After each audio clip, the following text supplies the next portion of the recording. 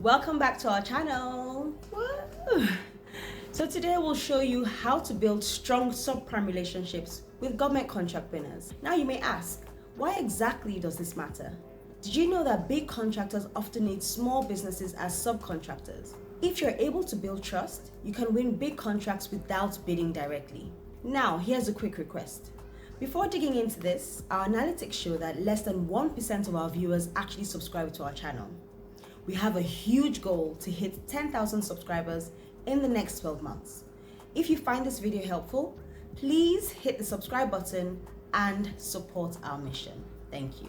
Find the right prime contractors. All right, now let's get straight into it. If you want to win more government contracts without actually bidding directly, you need to partner with the right prime contractors.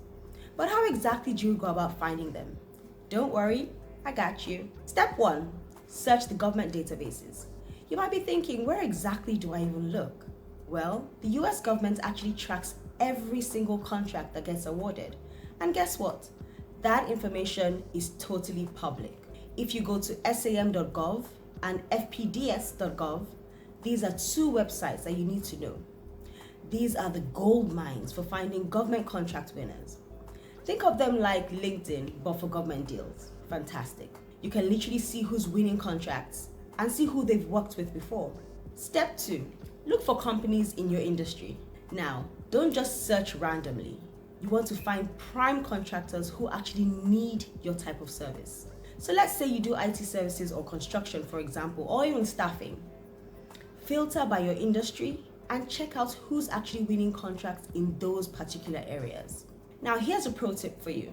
Look for companies that win contracts consistently. If they've won multiple deals, that means they have a system in place and they probably need help with subcontractors like yourself. Step 3, find primes that need subcontractors. Some companies win big contracts, but they don't actually have the team to do all the work by themselves. That's where you come in. These primes need, stress on need, reliable subcontractors to help them meet their contract requirements. And here's the key. Look at their contract size. Bigger contracts usually mean more subcontracted opportunities. Check if they have past subcontractors and if they've worked with small businesses before. This means they're likely to do it again. Now you need to find contacts and decision makers. You need to reach the right people like project managers or procurement officers. Research their past contracts. Now that you know exactly where to find prime contractors, the next step is researching their past contracts. Because let's be real, you don't want to waste time pitching to the wrong people. You want to find prime contractors who actually hire subcontractors like yourself. So step 1, check what kind of contracts they win. Not all prime contractors are the same. Some win big multi-year contracts, while others take on just small projects. So your job here is to figure out which ones align perfectly with what exactly you have to offer. And here's how to do it. Go to sam.gov or fpds.gov and look up the company profile. Search for the name, check their contract history, check out what kind of work they've done in the past, what kind of work have they won, and is it in your particular industry? Look at how often they actually win contracts and check this. Are they landing new deals regularly or just once in a while? If they're winning multiple contracts, they probably need reliable subcontractors to help them meet their deadlines and requirements. Here's step 2, see how they work with small businesses. And here's where you get really smart. Because just because a company wins contracts doesn't mean they actually hire small businesses as subcontractors. Some primes like to keep everything in-house, while others actively work with small businesses like yours. To find out, check the past performance reports. These reports can actually show you if they subcontracted the work in the past, who they worked with, small businesses or big names, big firms, etc. Whether they have a good track record of working with subcontractors. You check all this information and that helps you pitch properly to the right person. If a prime contractor has history of subcontractors, that's a green light, but if they don't, you might want to look elsewhere and focus on other primes who actually need what you offer. Again, I'm going to share a quick pro tip. Sometimes primes are required to work with small businesses because of the government rules. So if they're working on a contract that includes a small business subcontracting requirement, that's your chance to step in. Now, to wrap up, before reaching out to any prime contractor, you have to do your homework. Check what kind of contracts they win, how often they win them, and if they actually hire small businesses like yours. This will save you time and help you focus on the best opportunities for your business. Build a strong capability statement. All right, let's talk about something super important, your capability statement. Think of this as your business resume. It's the one document that prime contractors will ask for first before even considering you as a subcontractor. So let's make sure yours stands out. Step 1, keep it short, clear, and professional. Nobody wants to read a 10-page document. Your capability statement should be just 1 page, and that's it. Prime contractors are busy and they just want the most important details at a glance. What should you include in this 1-pager? Definitely your company name and logo. Make sure it looks professional. Include a short summary of what exactly you do. 1 or 2 sentences that clearly explain your services. Also include your unique selling proposition, your unique selling point. What makes you different from other subcontractors, and make sure you keep it simple. Step 2, show your experience and your skills. Now let's talk about the good stuff, your past work experience and key skills. This is where you prove that you can actually do the job and that you know what exactly you're doing. And here's what to include. Past projects. Have you worked with government agencies or major contractors before? List them. Include your core competencies. These are the key services that you specialize in. Keep them in bullet points so that they're easy to read at a single glance. Tell us the industries in which you serve, whether it's IT, construction, security, logistics, etc. Make it clear and let us know where exactly your expertise lies. Step 3, highlight your certifications.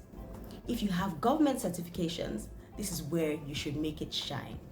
Many prime contractors prefer working with small businesses that have certifications such as Woman-Owned Small Business, WOSB, Minority Business Enterprise, MBE, Hub Zone or 8A certification, Veteran-Owned Business, that's VOSB. These certifications give extra advantages to the prime contractors when they hire you. So if you have them, show them off. If you don't have any yet, just look into getting certified, as it can open so many doors on behalf of your business. Here's a quick pro tip.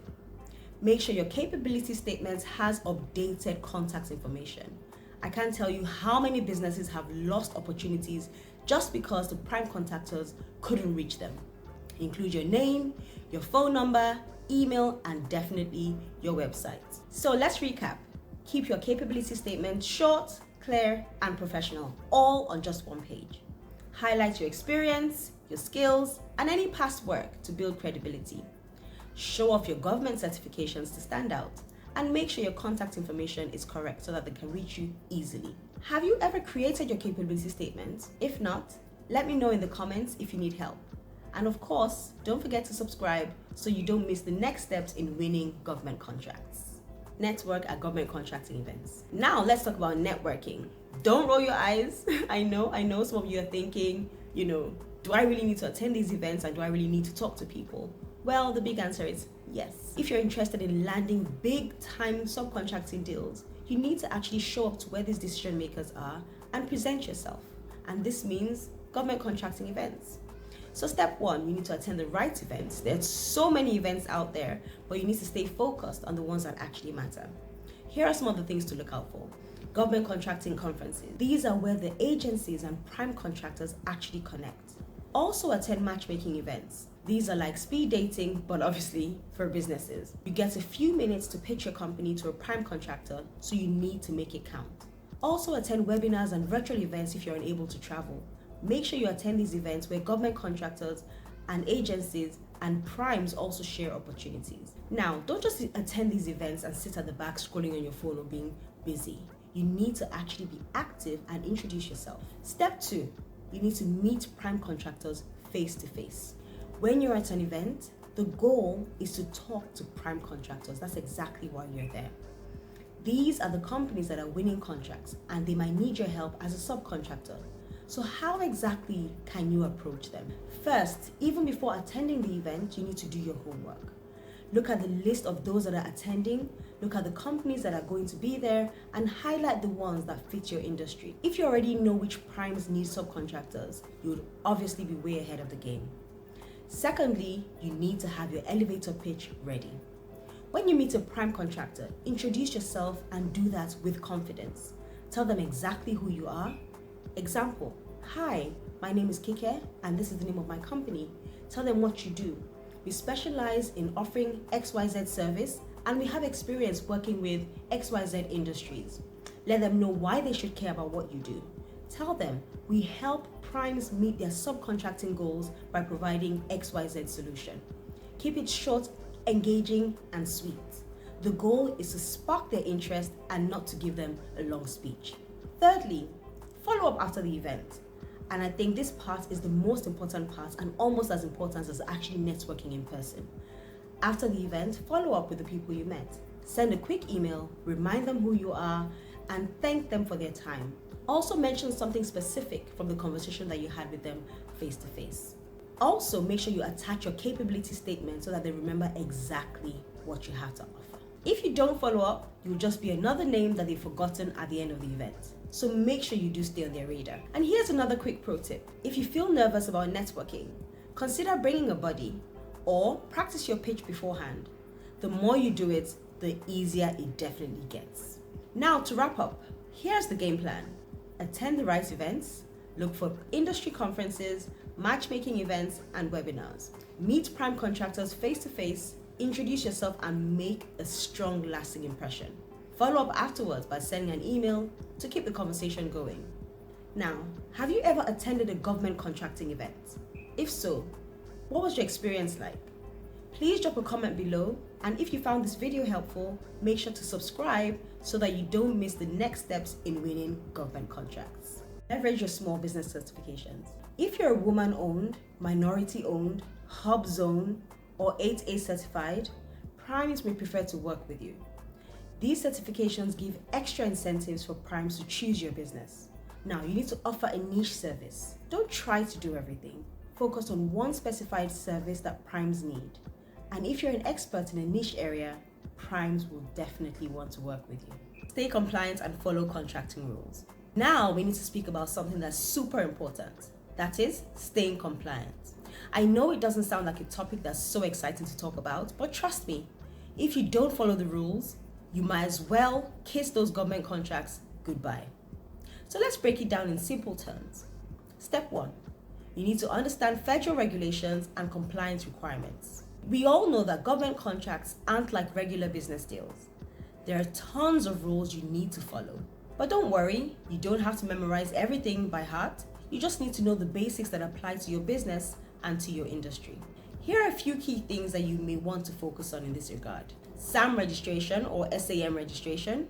Your business must be registered in sam.gov if you want to be considered or eligible for federal contracts. If you're not in the system, primes won't even work with you. They won't even consider you or your business. Small business certifications. If you have special certifications like 8A WOSB, Hub Zone, or SDVOSB, make sure you understand the compliance rules that come with them. DCAA accounting standards.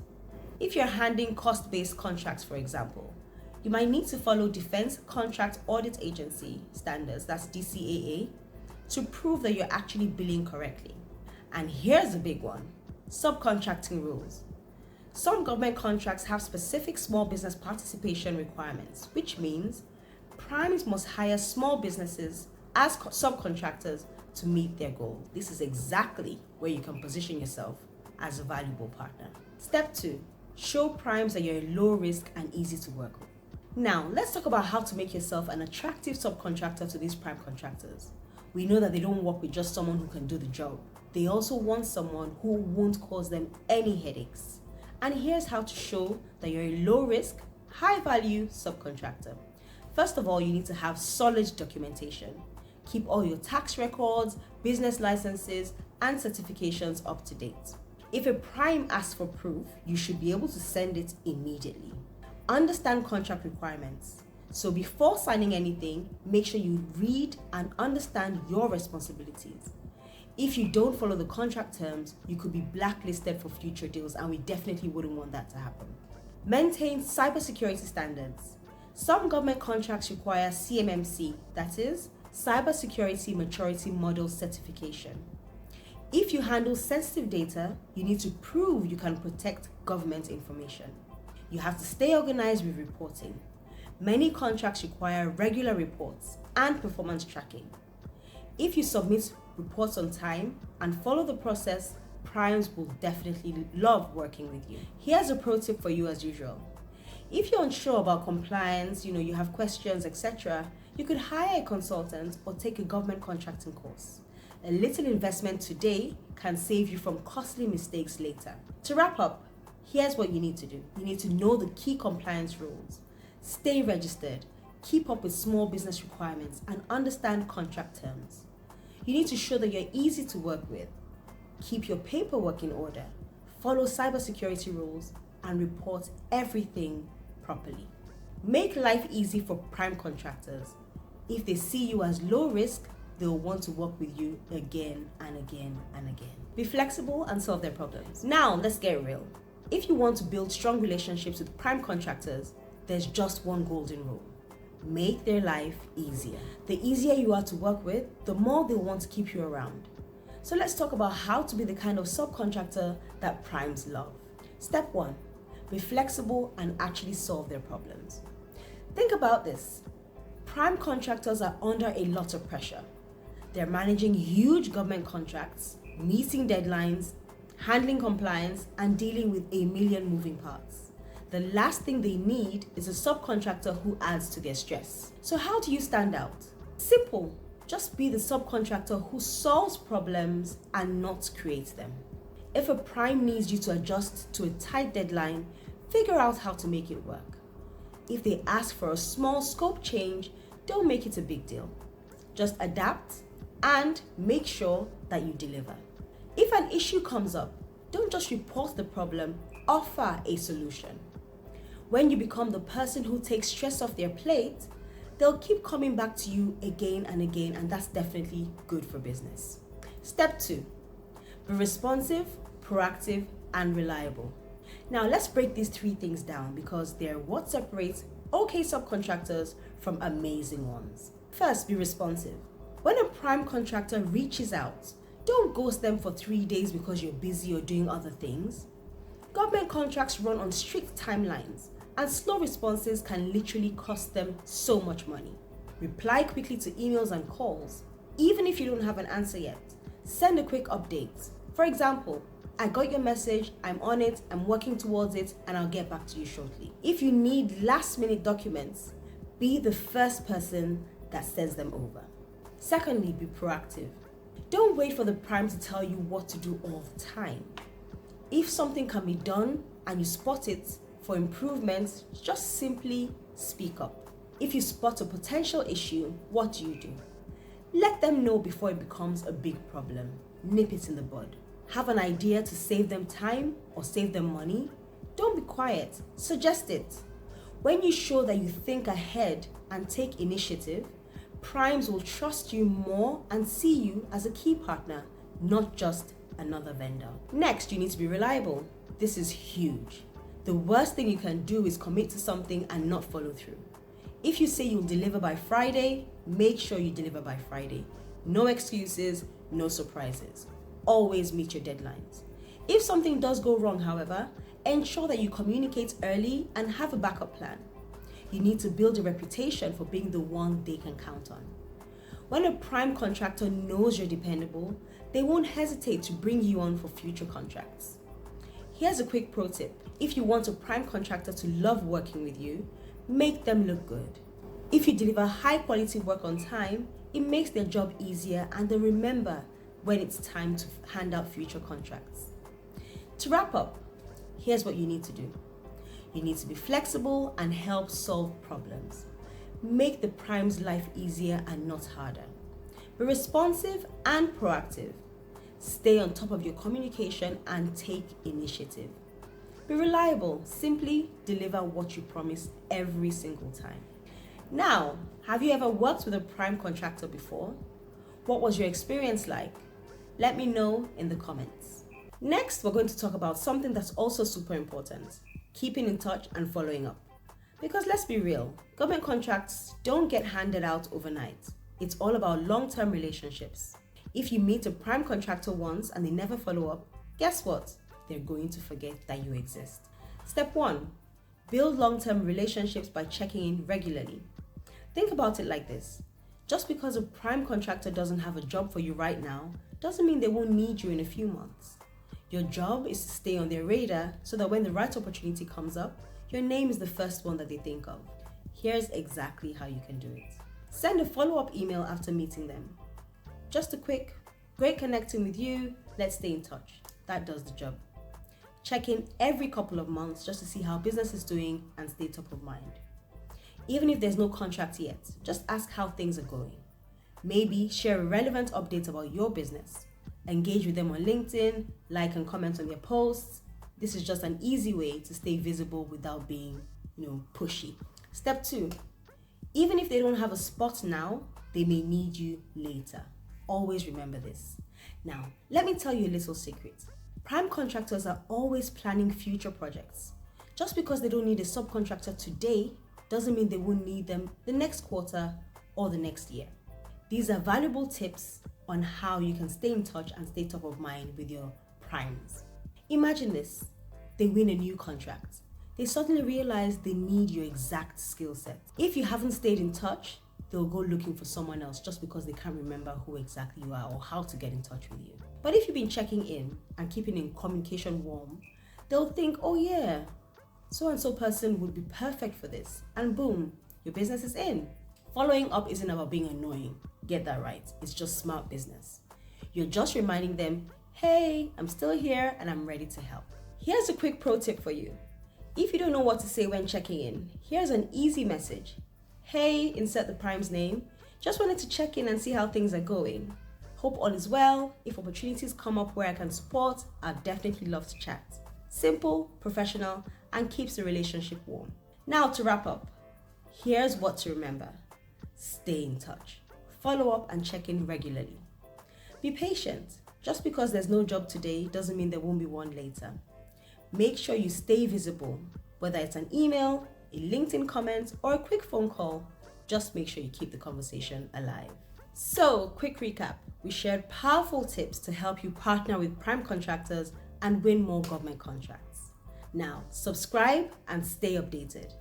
If this video helped you, please subscribe. It helps us create more content like this and reach our goal of 10,000 subscribers. Thank you so much for watching and see you in the next video.